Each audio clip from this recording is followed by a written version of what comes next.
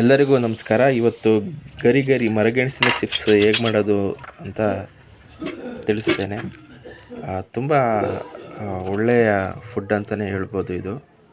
ಇದು ಮನೇಲೇ ಮಾಡುವಂಥ ಒಂದು ಚಿಪ್ಸು. ಮೊದಲಿಗೆ ಈ ಬೇರ್ಗೆಣಸು ಮರಗೆಣಸನ್ನು ಕಟ್ ಮಾಡಿಕೊಂಡು ಅದರ ಸಿಪ್ಪೆ ತೆಗಿಬೇಕು. ಮೇಲೆ ಒಂದು ಲೇಯರ್ ಇರುತ್ತೆ, ಅದಾದಮೇಲೆ ಇನ್ನೊಂದು ಲೇಯರ್ ಇರುತ್ತೆ, 2 ಲೇಯರ್ ಬರುತ್ತೆ.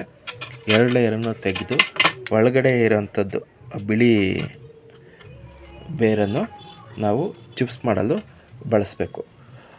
ಇದು ತುಂಬ ಸ್ವಲ್ಪ ಎಳೆದನ್ನ ಬಳಸಬೇಕು ಚಿಪ್ಸಿಗೆ. ಈ ಬಲ್ತಿರೋದೆಲ್ಲ ಸ್ವಲ್ಪ ಗಟ್ಟಿ ಇರ್ತದೆ, ಅದು ಚಿಪ್ಸ್ ತಿನ್ನೋಕ್ಕೇನಾಗಲ್ಲ, ಬಟ್ ಹೆಚ್ಚಲು ಕಷ್ಟ ಆಗುತ್ತೆ.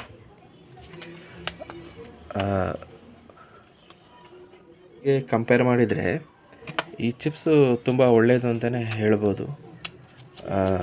ತುಂಬ ಒಳ್ಳೆಯ ನೈಸರ್ಗಿಕವಾಗಿ ಮಾಡಿದಂಥ ಚಿಪ್ಸ್.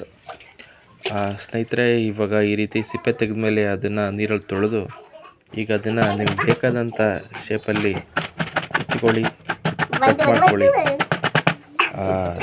ನಿಮಗೆ ಬೇಕಾಗೋ ರೀತಿಯಲ್ಲಿ ಇದು ಮಾಡ್ಕೊಳ್ಬೋದು. ವೆರೈಟಿಯಾಗಿ ನೀವು ಇದು ಮಾಡ್ಬೋದು. ಈ ಸಿಹಿ ಗೆಣಸು ಇದೆಯಲ್ಲ, ಇದು ಈ ಡಯಾಬಿಟಿಕ್ ಪೇಷಂಟ್ಗೆ ಒಳ್ಳೆಯದಲ್ಲ. ಈ ಮರಗೆಣಸು ಅಂಥವರು ತಿನ್ನುವಂಥ ಒಂದು ಚಿಪ್ಸ್ ಆಗಿದೆ ಇದು. ಇದನ್ನು ಬೇಯಿಸಿ ಕೂಡ ಬಳಸ್ತಾರೆ ಮರಗೆಣಸನ್ನು, ಅದು ಚೆನ್ನಾಗಿರ್ತದೆ. ಈ ಚಿಪ್ಸ್ ಥರ ಮಾಡಿಕೊಂಡ್ರೆ ಇದನ್ನು ಮಕ್ಕಳು ಎಲ್ಲ ತುಂಬ ಇಷ್ಟಪಡ್ತಾರೆ ಮನೇಲಿ. ನೋಡಿ, ಈಗ ನಾನು ಸ್ವಲ್ಪ ಬಲ್ತಿದೆ ಅಂದ್ಬಿಟ್ಟು ಅದನ್ನು ಚಾಕುಲೇ ಸಣ್ಣಗೆ ಕಟ್ ಮಾಡ್ಕೊತಾ ಇದ್ದೀನಿ. ಕಟ್ ಮಾಡ್ಕೊಳ್ಳಿ. ನಿಮ್ಗೆ ಬೇಕಾದ ರೀತಿಯಲ್ಲಿ ನಿಮ್ಮಲ್ಲಿ ಏನು ಮೆಥಡ್ಸ್ ಇರುತ್ತೋ ಆ ಮೆಥಡ್ಸಲ್ಲಿ ನೀವು ಕಟ್ ಮಾಡ್ಕೊಳ್ಬೋದು. ಈಗ ಸ್ನೇಹಿತರೆ, ಒಂದು ಬಾಣಲಿಗೆ ಎಣ್ಣೆಯನ್ನು ಹಾಕಿ ಬಿಸಿ ಮಾಡ್ಕೊಳ್ಳಿ. ಬಿಸಿಯಾದ ನಂತರ ಈ ಹೆಚ್ಕೊಂಡಿರುವಂತಹ ಈ ಗೆಣಸನ್ನು ಹಾಕಿ ಬೇಯಿಸಿ. ಸ್ವಲ್ಪ ಸ್ನೇಹಿತರೆ, ಎಣ್ಣೆ ಕಾದ ನಂತರ ಹಾಕಿ ಬೇಯಿಸಿ ಚೆನ್ನಾಗಿ.